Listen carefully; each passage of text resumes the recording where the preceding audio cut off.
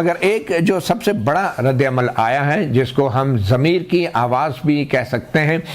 کیونکہ اس میں کوئی شک نہیں کہ جو سیاستدانوں کا رد عمل تھا اور جو میڈیا پہ بیٹھے کچھ صحافیوں اور اینکروں کا رد عمل تھا وہ اتنا مذاق خیز اور تضحیک آمیز تھا کہ پی ٹی آئی اور عمران خان کی دشمنی میں عام لوگوں پر چلنے والی گولیوں کا بھی احساس نہیں کیا گیا اور مذاق اڑایا گیا کہ لوگ بھاگ گئے، فرار ہو گئے، اور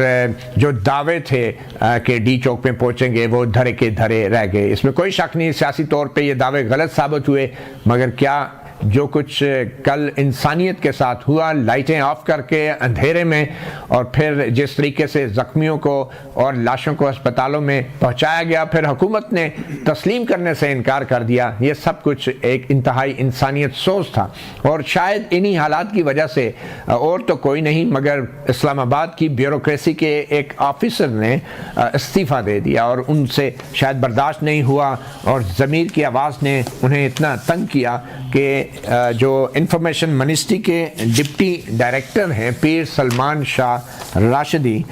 جو کہ سول سرونٹ ہیں، انفارمیشن گروپ سے ان کا تعلق ہے 38 کامن سے، انہوں نے باقاعدہ آج کی تاریخ میں اپنا استعفیٰ جو ہے وہ سیکرٹری وزارت اطلاعات و نشریات کو بھیج دیا ہے۔ اور ہمارے ساتھ اس وقت موجود ہیں پیر سلمان شاہ راشدی صاحب۔ راشدی صاحب بہت شکریہ، آپ نے ہمیں جوائن کیا ہے۔ یہ بڑا ہی انپریسیڈنٹڈ ہے، بہت ریئر ہوتا ہے کہ کوئی سرکاری ملازم اس طرح کے سیاسی حالات کے اوپر اپنا یوں رد عمل دے کہ اپنی ساری عمر کی نوکری اس سے دستبردار ہو جائے اور استعفیٰ دے دے۔ تو آپ کو کیوں ایسا کرنا پڑا؟ کس چیز نے آپ کو مجبور کیا؟ کیا دیکھا آپ نے؟ بہت شکریہ متی اللہ صاحب، تھینک یو ویری مچ، آپ نے مجھے لیا۔ دیکھیں بات یہ ہے کہ یہ تو ہر انسان پہ ڈیپینڈ کرتا ہے کہ وہ ضمیر پر فیصلہ کرتا ہے کہ نہیں کرتا، لیکن اصل میں نے کسی سنی سنائی بات پر میں نے یہ فیصلہ نہیں کیا۔ اب بدقسمتی سے میں اسی علاقے میں ہی رہتا ہوں، ڈی چوک کے قریب، تو میں جب یہ دھرنا، یہ جو جلوس تھا پی ٹی آئی کا، جب یہ پہنچا ہے کوئی میرے گھر کے قریب، تو ہم دوپہر کو کوئی دھماکے، کوئی لوگوں کی آواز، کوئی گانوں کی آواز سن تو رہے تھے، لیکن کوئی 11 بجے ہوا، اس کے بعد ایک دم ایک ہڑبڑ سی مچی اور بہت سی ہمیں فائرنگ کی آواز مجھے سننے کو ملی، تو ہم نیچے اتر گئے اپنے فلیٹ سے۔ جب ہم نے نیچے دیکھا تو مجھے تو قیامت صغریٰ کا ماحول نظر آیا، لوگ بھاگ رہے ہیں، اس میں نوجوان بھی تھے، اس میں کچھ بوڑھے بھی تھے، اور ظاہری بات ہے میرے لیے یہ بہت ایک پرسوز ایک لمحہ تھا کہ جب میں اپنے ملک کے لوگوں کو دیکھ رہا ہوں اور ان میں سے کوئی بھی مسلح نہیں تھا۔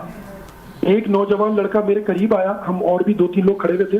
تو وہ آیا، اس کی ٹانگ پہ گولی لگی ہوئی تھی اور وہ مجھ سے پمس کا راستہ پوچھ رہا تھا کہ بھائی مجھے پمس کا راستہ بتا دیں تاکہ میں چلا جاؤں۔ خیر ہم تو ظاہری بات ہے کیونکہ وہ ہنگامہ اتنا ہو رہا تھا ہم اس کی مدد نہیں کر پا رہے تھے، لیکن بہرحال کوئی ایک ٹیکسی والا گزر رہا تھا، اس نے اس کو جلدی سے بٹھا کے وہ وہاں لے گیا۔ لیکن میں یہ کہتا ہوں کہ ہم سول سرونٹس کسی بھی مخصوص حکومت کے ملازم نہیں ہیں کہ ہم ان کی ڈائریکشنز لیں۔ ہم سول سرونٹس ریاست پاکستان کے ملازم ہیں، اور ریاست پاکستان کے ملازم کی حیثیت سے ہم صرف آئین اور قانون کے پابند ہیں۔ اگر کوئی بھی حکومت آپ سے ماورائے آئین یا ماورائے قانون کوئی تقاضا کرتی ہے تو میرے خیال سے سول سرونٹس کو وہ نہیں کرنا چاہیے۔ اب میں تو ایسی کسی ذمہ داری پر تعینات نہیں تھا کہ میں اس طرح کرتا، لیکن میں نے جو کل حالات دیکھے تو میں پوری رات سو نہیں سکا، اور اس کے بعد پھر میں نے یہی کہا کہ میرے خیال سے میں کم از کم یہ حصہ ڈال سکتا ہوں ملک و قوم کے لیے کہ میں اس سسٹم سے اپنے آپ کو الگ کر لوں۔ مطلب ایک لوگ تھے، وہ اپنا ایک آئینی حق ادا کرنے آئے، آپ انہیں کرنے دیں۔ اگر نہیں، دیکھیں پیپلز پارٹی کے دور میں طاہر القادری آئے تھے، وہ کفن بھی باندھا ہوا تھا، انہوں نے ایس ایس پی پر بھی تشدد کیا تھا، لیکن پاکستان پیپلز پارٹی نے گفت و شنید سے ان کو بھیج دیا۔ عمران خان کے دور میں ٹی ایل پی والے آئے، عمران خان کے دور میں مولانا فضل الرحمان آئے، بلاول بھٹو زرداری صاحب آئے، لیکن وہ بھی گفت و شنید سے ہو گیا۔ یہ مطلب میرے خیال سے، اور میں نے کوئی سنی سنائی بات نہیں، میں نے خود اپنی آنکھوں سے دیکھا ہے اور کانوں سے سنا ہے، لوگوں کو بھاگتے ہوئے دیکھا ہے، لوگوں کی میں نے چیخو پکار سنی ہے، میں نے ان کو دیکھا ہے۔ ایک نوجوان لڑکا میرے پاس آیا کہ بھائی اگر آپ میری یہ موٹر سائیکل کھڑی کر سکتے، ہم تو اور ہم مدد بھی نہیں کر سکتے تھے، ہم اتنے خوف زدہ تھے، تو لہٰذا میں نے اپنی بے بسی دیکھی، اور میں ہرگز اس چیز میں نہیں آ سکتا کہ میں اپنے تاریخ میں ان لوگوں کے ساتھ اپنا نام لکھواؤں جو اپنے ہی لوگوں پر ظلم و جبر کر رہے ہیں۔ ٹھیک. تو بس اس لیے میرے ضمیر کا مگر راشد صاحب آپ کے جو ٹویٹر ہینڈل ہے آپ پہلے بھی سیاسی نوعیت کی کچھ ٹویٹس کرتے رہے ہیں اور پی ٹی آئی کی حمایت میں بھی ٹویٹس کرتے رہے ہیں, تو بطور سول سرونٹ کیا ایسا آپ کو کرنا چاہیے؟ دیکھیں دیکھیں آئین کا آرٹیکل 19 ہے جس میں مجھے یہ حق حاصل ہے کہ میں فریڈم آف ایکسپریشن کروں.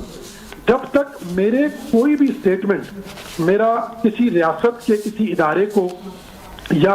پاکستان کے جو نظم و نسق کو اگر خطرے میں نہیں ڈال رہا تو میں حق پر جانب ہوں اپنے اظہار رائے پر. مجھے آرٹیکل 19 میں حق ملا. مگر آپ جو ہیں وہ سابق وزیر اطلاعات فواد چودھری کے بھی بہت قریب رہے, ان کے پرسنل سٹاف میں بھی رہے.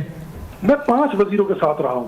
میں پیپلز پارٹی کے وزراء کے ساتھ رہا ہوں, میں پی ٹی آئی کے شبلی فراز, فواد چودھری اور میں بلاول بھٹو زرداری صاحب کے ساتھ بھی 6 مہینے رہا. اور میں تو میری تو نوکری یہی تھی, تو اس کا ہرگز یہ مطلب یہ کہ فواد چودھری صاحب کے ساتھ آپ میرا نام منسوخ کریں. مگر آپ جو ہے ایک کسی خفیہ ادارے میں بھی آپ کام کرتے رہے, تو آپ کے لیے یہ سب کچھ اتنا حیران کن کیوں تھا؟ خفیہ ادارے میں کوئی بہت اچھے کام تو نہیں ہوتے؟ نہیں مطلب وہ تو میں اپنے کریئر, دیکھیں سول سروس جوائن کرنے سے پہلے جو میں نے سب سے پہلے جوائن کی تھی وہ میں نے ایک سیکیورٹی ادارہ جوائن کیا تھا, اور بالکل مجھے اپنے اس روزگار پر بھی, اس اپنی اس نوکری پر آج تک فخر ہے. میں نے 1 سال وہاں کام کیا, اس کے بعد پھر میں نے سی ایس ایف کر کے میں اپنی سول سروس میں آ گیا, انفارمیشن گروپ میں نے جوائن کیا. ٹھیک ہے, چلیں بہت شکریہ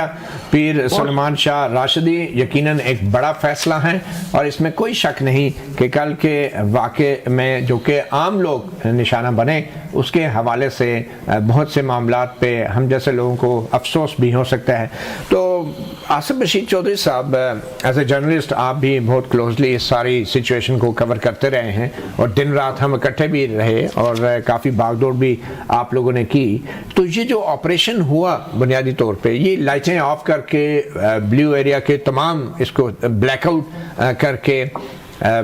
گولی بھی چلی اور یہ آپریشن رینجرز نے کیا.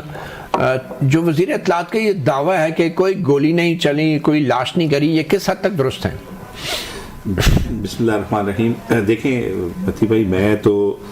وزیر اطلاعات صاحب کے اس دعوے کو درست بھی نہیں مانتا اور میں اس فیصلے کو بھی درست نہیں مانتا کہ پاکستان کے اندر پاکستان کے شہریوں پہ گولی چلائی جائے.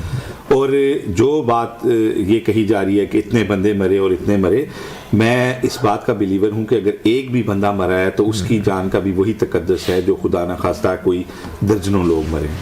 اور پاکستان کے اندر اگر کوئی گولی آپ پہ پہلے نہیں چلا رہا تو ریاست گولی چلانے میں پہل تو بالکل کر بھی نہیں سکتی کسی قانون کے تحت. جس طرح راشدی صاحب بتا رہے ہیں کہ جو لوگ زخمی تھے, ظاہر ہے پھر جب مجمع میں گولی چلتی ہے تو جو بھگدڑ مچتی ہے اور جس طریقے سے نقصان ہوتا ہے, پھر یہ تو نہیں پتہ ہوتا کس کو لگے گی, کہاں لگے گی, کتنی. میں تو اس سارے معاملے کی مذمت کرتا ہوں.